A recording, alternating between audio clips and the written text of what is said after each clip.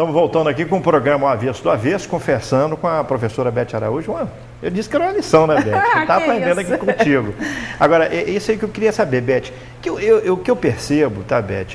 E aí a gente vê, e a gente assiste as pessoas dizendo também, os próprios professores, os atuais, os mais novos e os professores lá da época antiga, eles falam que a educação mudou muito, a educação hoje está mais fraca, tal. Qual é o seu ponto de vista? Olha, eu peguei, como educadora, eu peguei os dois momentos da educação brasileira, vamos dizer assim. Perfeito. Né? O primeiro momento, a educação era marcada por uma forte base humanística. Quer dizer, ela não preparava, é verdade, também a demanda não existia como hoje, né? Ela não preparava, do ponto de vista técnico, o aluno, mas essa base humanística eu acho que fazia do educando um ser humano mais dimensionado.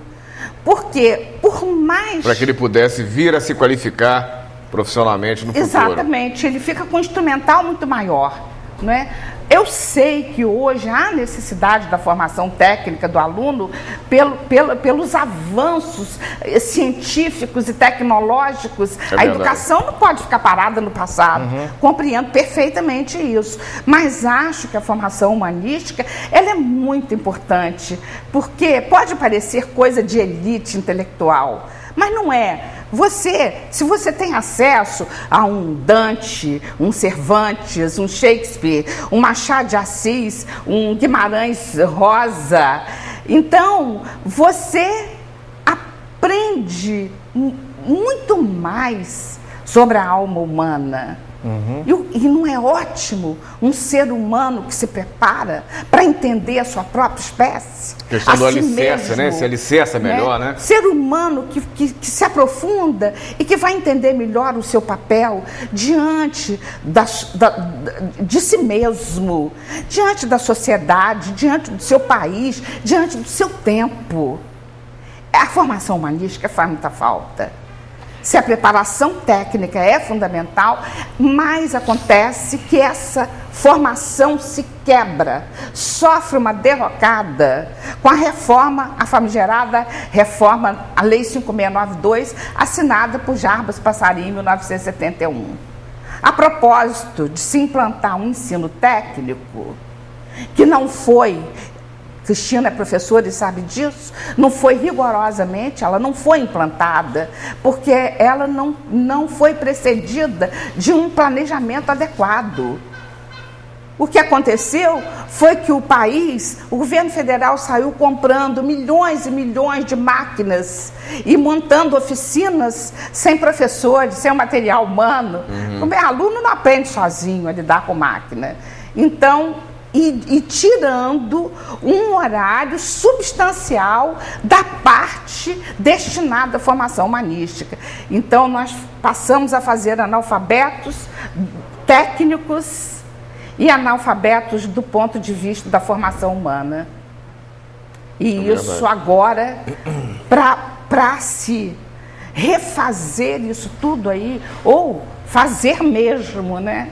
Eu acho que vai demandar um tempo muito grande. Até porque a população, não é um número, né, extremamente maior.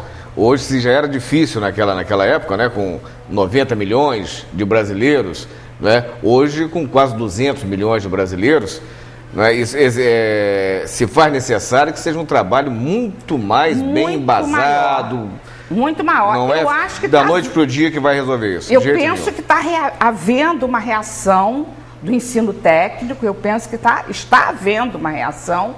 Aliás, quando eu falo do passado, gente, eu só quero fazer uma ressalva. Não me refiro às escolas técnicas cuja semente foi plantada por Nilo Peçanha. Ele tinha uma visão futurista, né? como estadista que foi. Então, as escolas técnicas não estão nisso aí. Realmente, a sensação... Desculpe, Sérgio. Fica à vontade. A sensação que a gente tem é que se importou um modelo, né, de educação. Com certeza. Né? Eu me lembro certeza. que uma vez, se não me engano, no Rio de Janeiro, fizeram uma experiência no trânsito, né? Foram lá na Inglaterra e viram que as ruas lá não tinham um guarda de trânsito, não tinha um sinal, as pessoas podiam atravessar. Tentaram implantar isso no Rio de Janeiro, só em um dia disso. Não sei quantas pessoas foram atropeladas. Por quê? Porque é uma outra cultura. Exatamente. Né? Você não pode chegar a importar e... Quando você fala importar, eu costumo dizer, eu não, né? Os estudiosos da educação brasileira, né? Costumam dizer que o que a CIA foi para a formação do Estado ditatorial na área de segurança, não é? A mesma...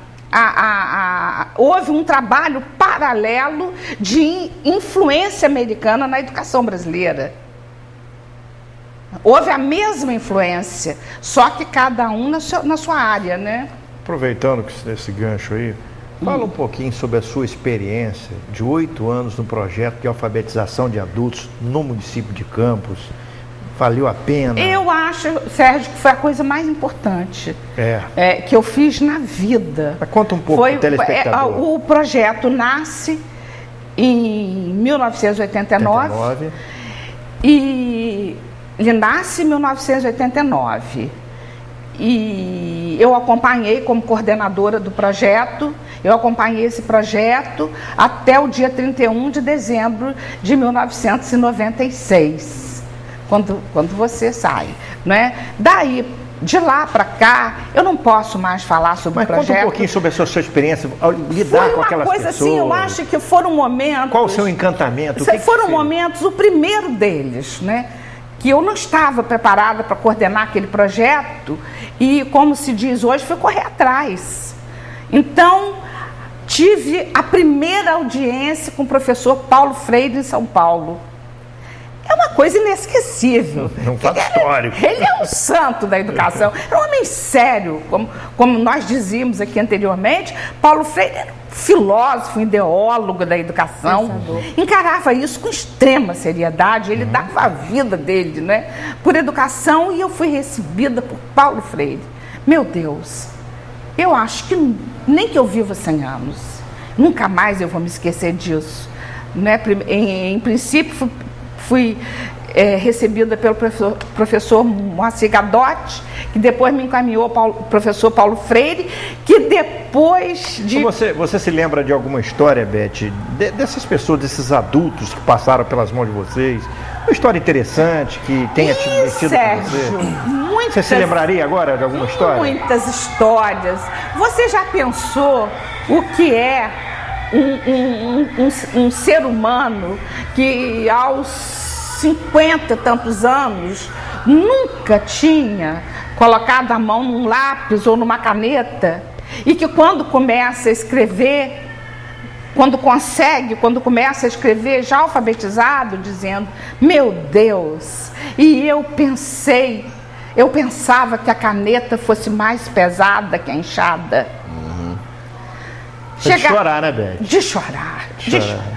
Chegar no Farol e perguntar a uma senhora quantos filhos a senhora tem antes dela ser alfabetizada. Certo.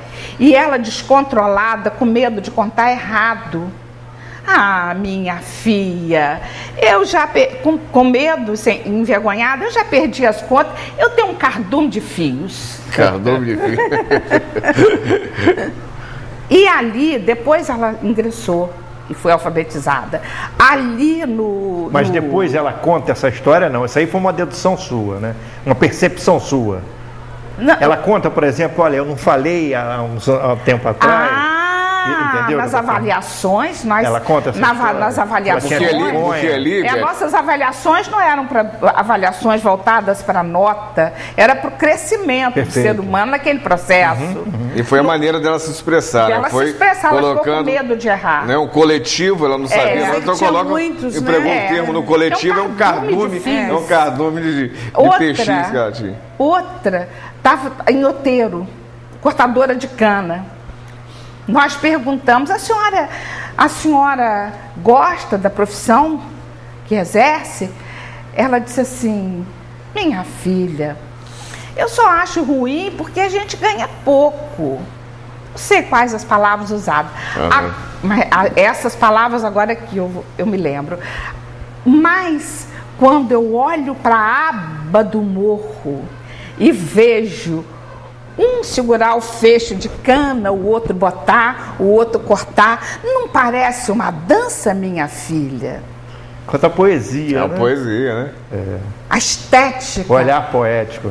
O olhar poético, a estética, isso. os sentimentos, né? A percepção Que está estética presente no ser humano, daquela. independente de classe Não, e social. você- Classe social. E não é Da só própria isso. ignorância Você dele, imagina né? uma pessoa É na- naquela A gente lida, nasce com acordar isso. de madrugada com muitos filhos, normalmente tem muitos filhos, aquele sofrimento, pouca comida no prato, e ter essa sensibilidade. Eu acho que essas são lições de vida que a gente carrega para sempre, né, Beth? Para toda a vida. Não é? Preparar a boia fria, né, Sérgio? Né? E embarcar num ônibus de pau de arara. E mesmo pra chegar, com isso, não passar o perdeu dia essa inteiro, né? percepção. Na verdade, eu poderia escrever um pequeno livro, ou até um grande matéria de tamanho, sobre isso tudo, porque eu tenho os relatórios, eu tenho muita coisa anotada. Acontece que eu já estou com 68 anos, com muita energia ainda, mas com 68 anos, a memória, o acúmulo de informações, esse acúmulo vai fazendo com que você esqueça. Quando você apanha um relatório, é como se você puxasse o fio da meada. Você tem dados, Beth? Dados Tenho. estatísticos Tenho. do projeto nesse período? Tenho, sim, tenho. Mas deixa eu te perguntar uma coisa aqui, Beth. Foram... Eu vou sair um pouquinho dessa nossa conversa. Não, ela quer dizer Pode quantas falar, pessoas pode mais falar, ou menos é. foram alfabetizadas nesse desculpa. período. Umas 4 mil. 4 mil, eu percebi que ela queria falar. Umas 4 mil 4 mil pessoas. pessoas. Não é, também não eu acho que há muito folclore, né? Essa história de dizer que você alfabetiza em 40 dias. Você não alfabetiza em 40 dias, não, sabe? Agora, deixa eu te perguntar uma coisa aqui, que eu tenho certeza que todos nós aqui estamos curiosos. Eu gostaria de saber de você. Como é que se deu Brizola na sua vida e o dia que Brizola ligou 5 horas da manhã para sua casa? Brizola, eu já acompanhava Brizola, apesar de nova ainda, eu acompanhava a trajetória de Brizola no exílio. Eu tenho até hoje matérias com Brizola no exílio. Eu acompanhei a vinda dele também. Tem, por exemplo, eu tenho uma matéria, entrevista que foi feita num café em Paris, com ele, com Brizola, com o Pasquim. Você já tinha militância partidária antes dele voltar, não? Olha só, eu vou falar, depende do que você entende por militância partidária, e eu vou tentar explicar isso rapidamente. Aos 19 anos eu fui para o Rio, porque eu queria fazer a Escola Nacional de Filosofia, a Faculdade Nacional de Filosofia. Cheguei a ingressar, por paixão, voltei para casar. Mas cheguei a ingressar na Faculdade Nacional de Filosofia, teria sido colega de Fernando Henrique Cardoso, porque eu fui para fazer Ciências Sociais. Então, eu cheguei no Rio, no auge da efervescência política estudantil, tá? Então, no auge da política estudantil, eu vi o nascer do CPC da Uni, eu vi a Aninha, como eu estou vendo você aqui agora. Mas você vai contar essa história daqui a pouquinho, depois do intervalo. O papo está agradável, Beth, mas é assim, infelizmente, o tempo do programa é assim. Nós vamos ao intervalo, daqui a pouco Beth conta lá no Rio de Janeiro, CPC, movimento estudantil e aí o movimento partidário. Tem um episódio, né, de prisão, Segura um pouquinho só. Repete só, nós vamos contar essa história. Tá. Porque eu mudei um pouco o sistema aqui para ganhar um pouco de luz e entrou em outra leitura aqui. Atenção, pode ir. Olha, Márcio, pode ir. Foi. Bom, mas nós vamos contar essa história, Beth, daqui a pouquinho, depois do intervalo, você vai falar sobre a sua militância estudantil no Rio de Janeiro, militância partidária, sua convivência com o Brizola, o telefonema dele. Mas fica aí, daqui a pouco ela vai falar sobre isso com a gente.